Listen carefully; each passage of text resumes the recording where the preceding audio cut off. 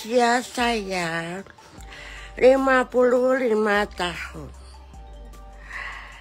Saya mencari suami akan meminta mahar 55.000 triliun rupiah. Saya juga tidak keberatan bila suami saya akan memberikan lebih mahar lagi, yaitu mobil. Tintin, Tintin.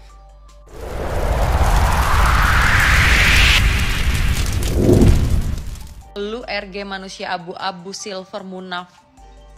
Gila, sumpah. Mungkin sekarang lu ngerasa kayak diri lu itu on power. Gue punya duit, gue bisa bayar ini dan ini segala macam. Lu mungkin ngerasa kayak gitu, tapi lihat nanti. Cara menyelesaikan masalah yang tidak bikin sakit kepala. Oke, saya setuju dengan jawaban apa. Ngapain susah-susah? Begini dok ya. Cara menyelesaikan masalah dengan tidak sakit kepala. Anda orang besar. Iya. Kenapa Anda pusing dengan yang kecil? Selesai. Oke. Anggaplah Anda beramal. Dan lalu jangan macam-macam ya, jangan gangguin gue ya. Lu mau makan, gue kasih makan. Gue fokus usaha pada yang besar. Oke. Ini ada orang kecil mau cari makan sama dokter, kasih. Setuju. Sepakat. Tapi kalau dia kurang ajar, dong, hajar. Tapi kalau dia sudah kita kasih, dia masih kurang ajar, hajar. Panggil dia. Kamu nggak bener, nggak usah takut dong. Tapi kalau dia mau cari makan, dia punya keluarga, uang kecil kasih dong. Tapi nggak wajar kan kalau misalnya dia ngomong nanti, kalau kamu ngerasa benar, kenapa kamu kasih saya doang begitu nanti di penjara nggak mungkin kayak gitu tapi kan, kalau misalnya dia, saya jagain dong ini, pokoknya saya ada jaga sini, aman deh kamu kalau saya yang jagain. Ya udahlah, anggap aja uang jaga. Oke. Susah.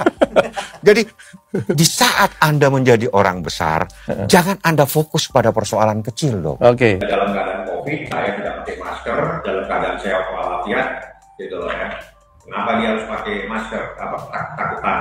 Nggak perlu ketakutan, ya buka aja, nggak ada masalah. Ada rasa ketidakpuasan dalam hal susunan dakwaan yang telah dibacakan oleh pihak JPU. Jadi Kapolda Metro Jaya harus bertanggung jawab atas kasus ini. Demikian juga direkturnya. Karena dugaan saya ada perjanjian di antara mereka itu. Begitu kira-kira. Tidak ada data PPU di situ sama tidak ada pemerasan.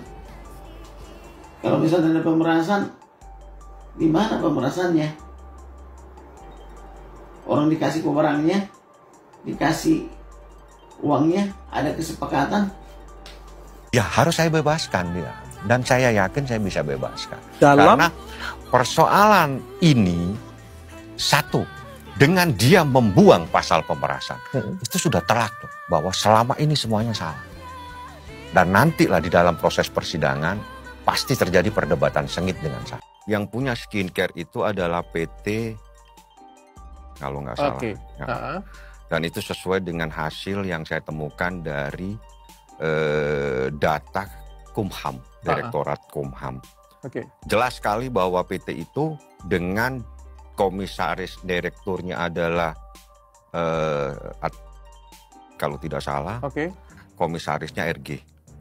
Ya, jadi jelas di sini suami istri ya, berarti suami istri.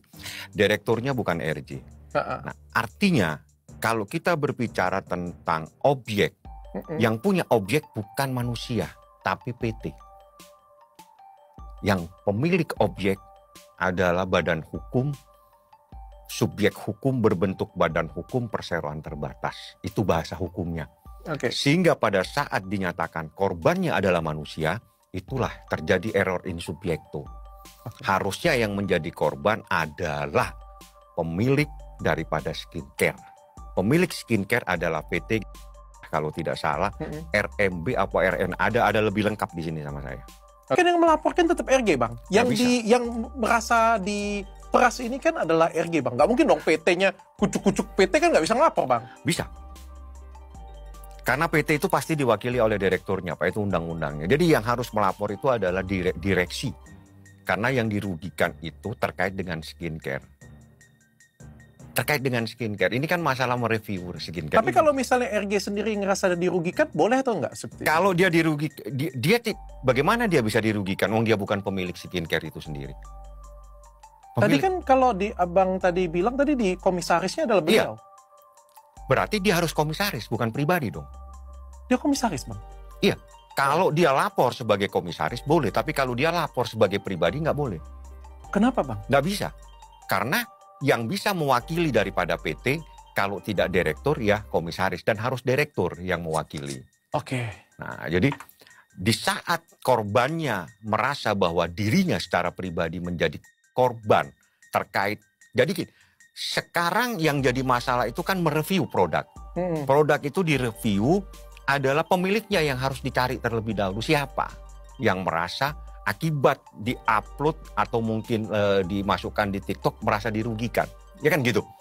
Kan ini ada produk dimasukkan dalam sebuah TikTok terus merasa dirugikan si pemilik. Ya, kalau pemilik dicari dong siapa pemiliknya. Ya. Betul. Pemiliknya adalah PT. Ada tanda tanya besar. Nah, sehingga pada saat kemarin dakwaan dibacakan, terjadi perdebatan dan kontroversi. Termasuk juga penggunaan masker.